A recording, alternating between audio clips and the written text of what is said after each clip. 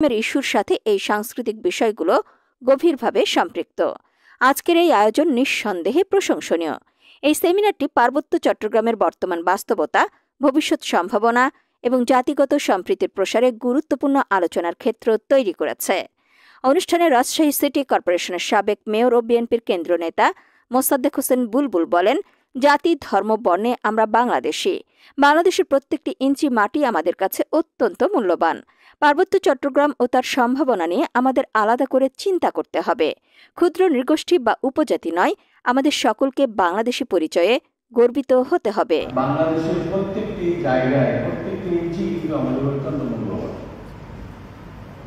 এদেশের মানুষ যেমন মূল্যবান, এদেশের মাটিও অত্যন্ত মূল্যবান। আবার এদেশের উপর দিয়ে যে নদীগুলো গেছে সেই নদীগুলো কিন্তু ভাটি